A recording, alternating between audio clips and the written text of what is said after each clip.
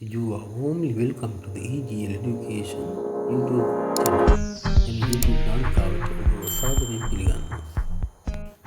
එහෙමනම් subscribe කරගෙනම අපි video එකට යමු.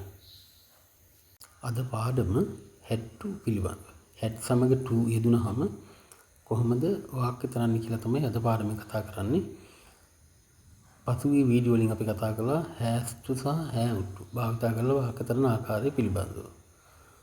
එම වචනවල අතීත කාල පදේ තමයි had to කියන්නේ.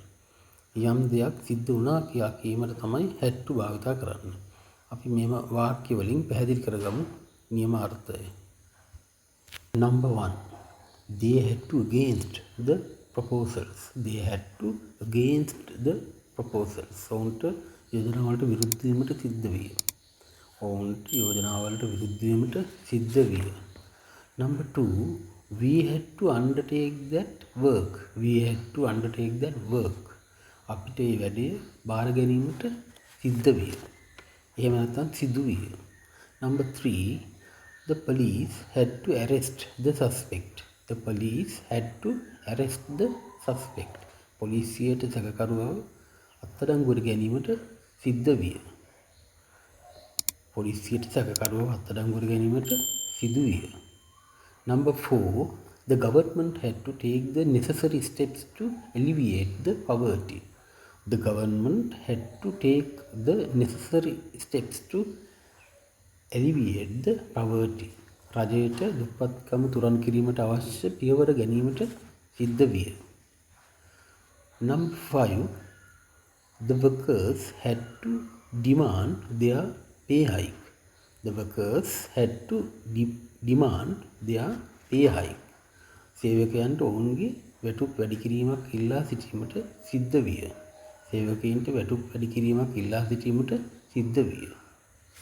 had to යන පදයේ තිබෙනවා කල යුතුව තිබුණ කියන අර්ථය. මෙම වාක්‍ය වලින් ඔබට පැහැදිලි වෙයි මේ පිළිබඳව. Number 6. He had to draw his salary. He had to draw his salary. ඔහුට වැටුප ලබාගත යුතුව තිබුණි. ඔහුට වැටුප ලබාගත යුතුව තිබුණි. Number 7. My sister had to apply that job. My sister had to apply that job. මගේ සහෝදරියට ඒ රැකියාවට ඉල්ලුම් කළ යුතුව තිබුණි. මගේ සහෝදරියට ඒ රැකියාවට ඉල්ලුම් කළ යුතුව තිබුණි. Number 8. The teacher had to address the meeting. The teacher had to address the meeting. ගුරුවරයාට රැස්වීම ඇමතිය යුතුව තිබුණි. ගුරුවරයාට රැස්වීම ඇමතිය යුතුව තිබුණි. Number 9. The soldier had to destroy the bridge. The soldier had to destroy the bridge. සොල්දාදුවාට පාලම විනාශ කිරීමට කළ යුතුව තිබුණි.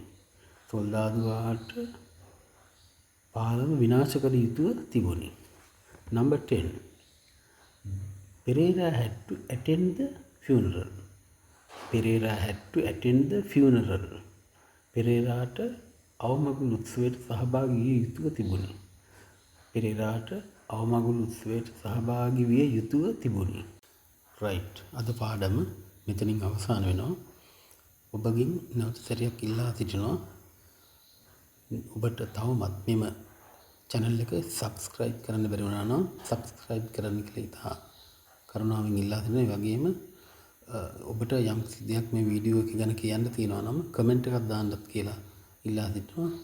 එහෙමනම් ඊළඟ වීඩියෝ එකකින් හමු වෙනතුරු ඔබට ජය වේවා.